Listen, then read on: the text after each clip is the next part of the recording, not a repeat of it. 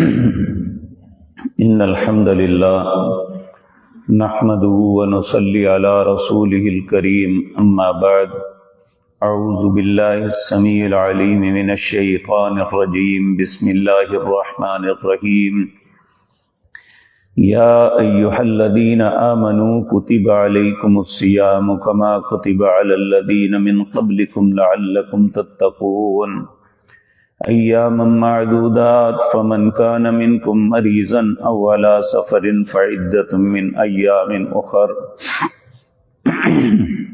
وعلى الذين يطيقونه فدية طعام مسكين فمن تطوع خيرا فهو خير له وأن تصوموا خير لكم إن كنتم تعلمون۔ حضرات محترم، جس طرح گزشتہ مجلس میں عرض کیا تھا کہ اللہ مالک نے اپنے بندوں کے اوپر کچھ فرائض مقرر کیے ہیں، ان فرائض کی ادائیگی کے بغیر کوئی انسان کامیاب نہیں ہو سکتا۔ نبی کریم صلی اللہ علیہ وسلم کے پاس ایک اعرابی گاؤں کا بندہ آیا، اس نے آ کے عرض کی، اے اللہ کے پاک پیغمبر صلی اللہ علیہ وسلم، ہم گاؤں کے لوگ ہیں، ان پڑھ ہیں، زیادہ باتیں نہ جانتے ہیں نہ یاد رکھ سکتے ہیں، تھوڑی سی بات بتائیں جس کی وجہ سے ہم جنت میں چلے جائیں اور جہنم سے بچ جائیں۔ آپ نے اسے 5 باتیں بتائی ہیں۔ سب سے پہلی بات کہی کہ ان تعبد اللہ ولا تشرک بی شیئا،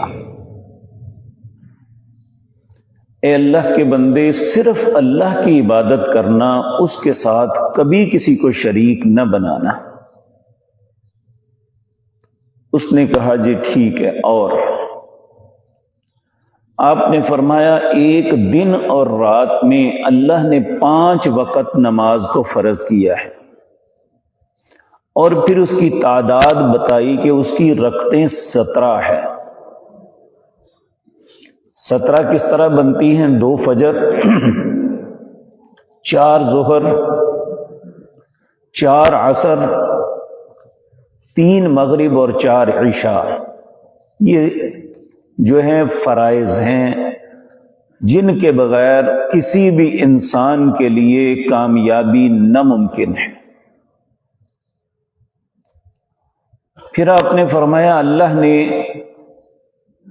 1 سال کے اندر جو 355 سے 360 دن ہوتے ہیں عربی سال کے مطابق، اس میں 1 مہینے کے روزے تم پہ فرض ہیں۔ اس نے کہا کیا اس کے علاوہ بھی مجھے روزے رکھنے ہیں؟ آپ نے فرمایا اگر وہ رکھو گے تو نفل ہوں گے، لیکن فرض تم پہ یہی ہے۔ اسی طرح نماز کے متعلق بھی اس نے پوچھا۔ پھر آپ نے فرمایا اگر اللہ نے تمہیں مال دیا ہے تو 40 میں سے 39 تیرے، 1 اللہ کا حق ہے۔ اور 5واں اس وقت ابھی حج فرض نہیں ہوا تھا، آپ نے فرمایا مسلمانوں کے ساتھ خیر خواہی کرنا۔ وہ اٹھا، اپنا کپڑا جھاڑا اور چل پڑا اور کہتا ہوا والذی بعثک بالحق،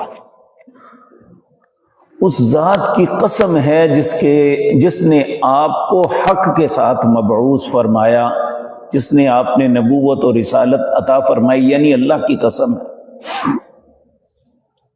نہ میں اس سے کم کروں گا نہ زیادہ کروں گا، یعنی صرف فرائض کو ادا کروں گا، نہ اس سے کم کروں گا نہ اس سے زائد کوئی نفل پڑھوں گا۔ تو چل پڑا نبی کریم صلی اللہ علیہ وسلم نے، جو صحابہ بیٹھے ہوئے تھے انہیں کہا من سر رہا، جس بندے کو یہ بات اچھی لگتی ہے کہ وہ اہل جنت میں سے کسی کو دیکھنا چاہتا ہے تو اس کو دیکھ لو، اگر یہ ایسا کرے۔ لیکن یہ بات یاد رکھے، فرائض کے علاوہ نفل کی اہمیت بہت ہے۔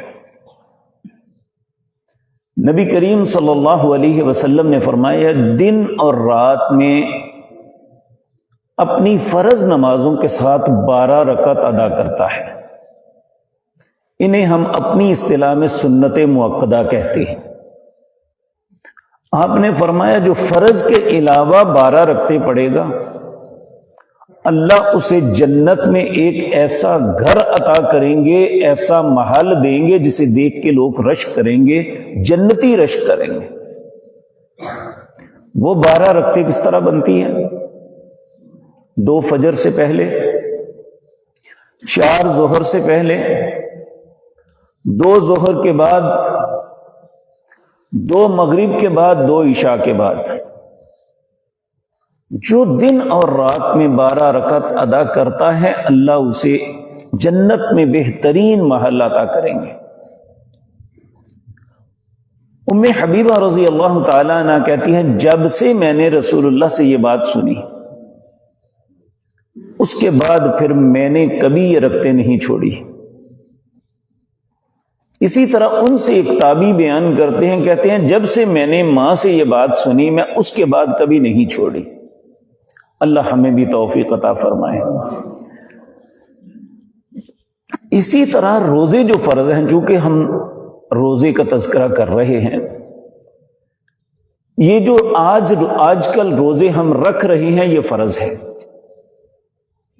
اس کے علاوہ رسول اللہ نفل روزے بھی رکھا کرتے تھے.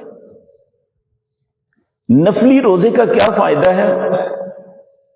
نبی کریم صلی اللہ علیہ وسلم نے فرمایا جو ایک نفلی روزہ، نفل وہ ہوتا ہے جو فرض نہیں ہے، اگر انسان رکھے گا تو اس کا اجر ملے گا، اگر نہیں رکھے گا تو اس کا گناہ کوئی نہیں ہے.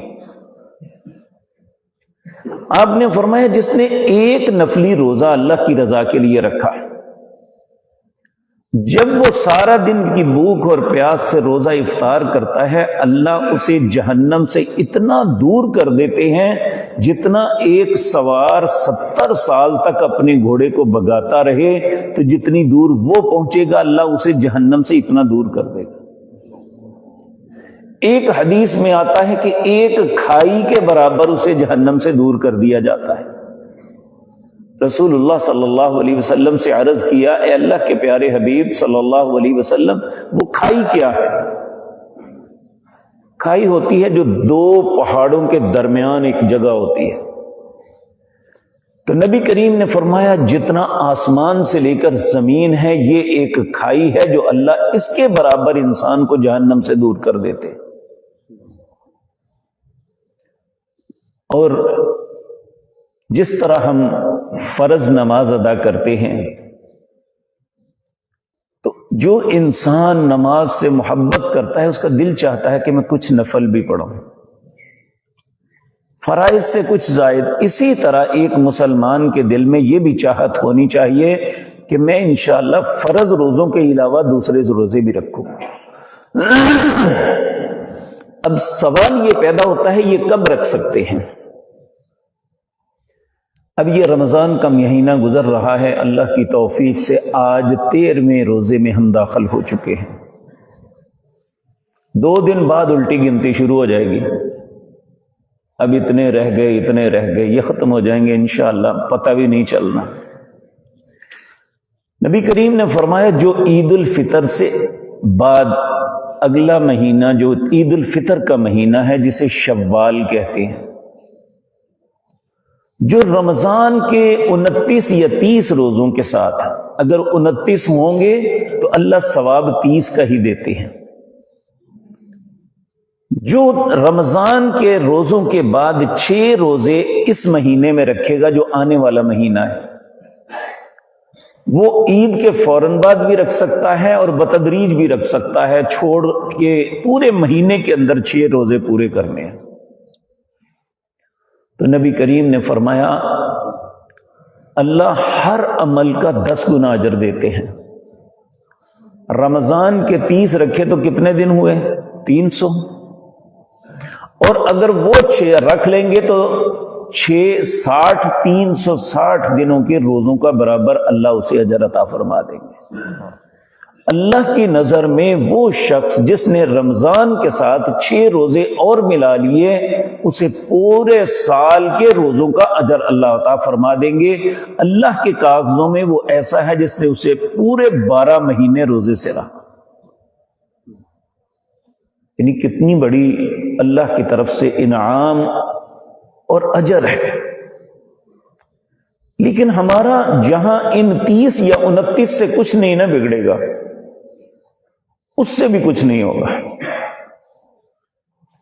تو اگر ہم رکھ لیں گے تو بہت بڑے نفع سے اللہ رب العزت ہمیں بہت بڑا نفع عطا کریں گے۔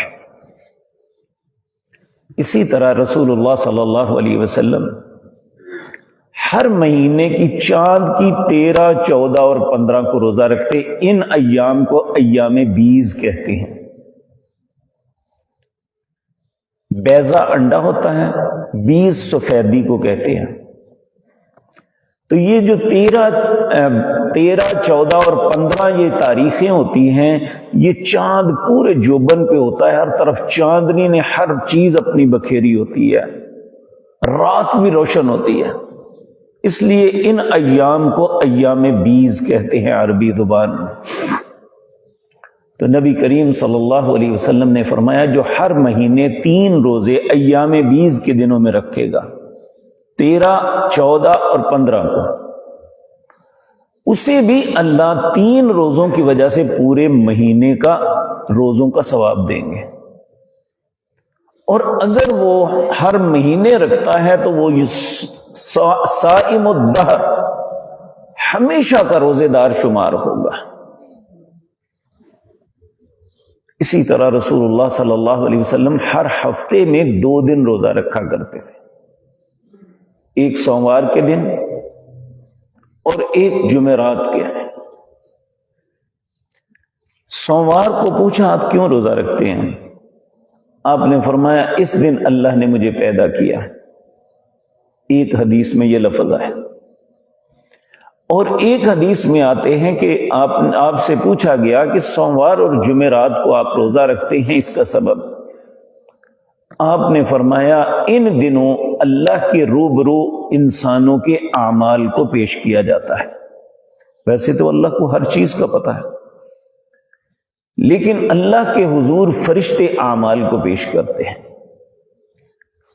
تو اس وقت میں یہ اللہ رب العزت سے امید رکھتا ہوں کہ میں روزے کی حالت میں ہوں، میرے اعمال فرشتے اللہ کے روبرو پیش کریں اور اللہ سے عرض کریں تیرا بندہ روزے سے ہے اور اس نے تیرے لیے روزہ رکھا ہوا ہے۔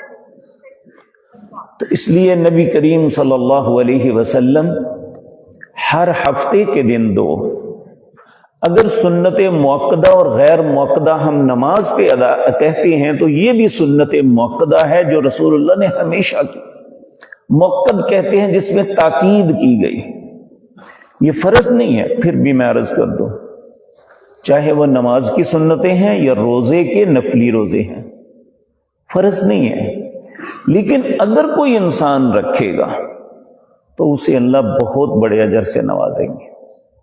اور سب سے بڑا فائدہ میرے عزیز بھائیو یہ ہے، ایک صحابی نبی کریم صلی اللہ علیہ وسلم کے پاس بیٹھتا، ہمیشہ اٹھتا گھر چلا جاتا، پھر آتا بیٹھ کے دیکھتا رہتا آپ کا چہرہ مبارک۔ آپ نے ایک دن پوچھ لیا بھائی کیا بات ہے؟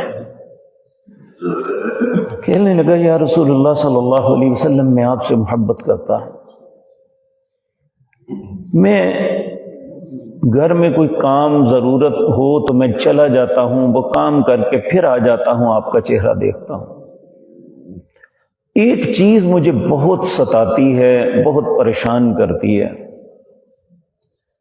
کہ جب ہم اس دنیا کو چھوڑ کے چلے جائیں گے، کل قیامت کے دن اللہ آپ کو جنت میں ایک عظیم مقام عطا فرمائے گا، تو ہم تو آپ جیسے نہیں ہیں، اس وقت میں آپ کو کیسے دیکھ سکوں گا؟ آپ نے فرمایا کیا چاہتے ہو؟ کہنے لگا جس طرح آج اللہ نے ہمیں آپ کا ساتھ دیا ہے، آپ کی معیت میں، آپ کی خدمت میں ہم بیٹھتے ہیں، کہ ایسا جنت میں نہیں ہو سکتا۔ تو نبی کریم صلی اللہ علیہ وسلم نے فرمایا کیا تو چاہتا ہے کہ جنت میں بھی میرا ساتھ ملے؟ تو آپ نے فرمایا نفل ادا کیا کرو، کثرت سجود کے ساتھ میری مدد کرو۔ ان نوافل، چاہے وہ روزے کے نفل ہیں، وہ خرچ کرنے کا نفل ہے یا نماز کے نفل ہے، ان نوافل کی برکت سے اللہ نبی کریم صلی اللہ علیہ وسلم کا ساتھ نصیب فرما دے گے۔ تو اس لیے انہیں بھی انسان کو ہلکا نہیں تصور کرنا چاہیے۔ تو اللہ رب العزت ہم کو توفیق دے، اور یہ بات بھی ذہن میں ہر مسلمان کو رکھ لینی چاہیے، نیکی اللہ کی توفیق کے بغیر نہیں ہوتی۔ نبی کریم صلی اللہ علیہ وسلم نے حکماً فرمایا کہ اگر تمہیں مجھ سے محبت ہے، ہم سب دعویٰ کرتے ہیں ہم نبی کریم صلی اللہ علیہ وسلم سے محبت کرتے ہیں، تو آپ نے فرمایا اگر تمہیں مجھ سے محبت ہے تو فی کل دبر الصلاۃ، اپنی ہر نماز کے بعد اللہ سے یہ دعا ضرور کرتے رہنا۔ وہ کیا ہے؟ ربی اعنی علی ذکرک وشکرک وحسن عبادتک، اے اللہ مجھے توفیق عطا فرما کہ میں تیرا ذکر کر سکوں، اللہ مجھے توفیق دے کہ میں تیرا شکر ادا کر سکوں، اے اللہ مجھے توفیق دے میں تیری اچھے طریقے سے عبادت کر سکوں۔ تو اللہ سے ہمیں بھی دعا کرنی چاہیے اگر ہم رسول اللہ سے محبت کرتے ہیں، کہ نماز کے بعد جو اذکار ہیں ان میں ایک ذکر یہ بھی ہے، آپ میرے ساتھ کہیں ربی اعنی علی ذکرک وشکرک وحسن عبادتک۔ اللہ ہمیں توفیق دے۔ اقول قولی ھذا واستغفر اللہ لی۔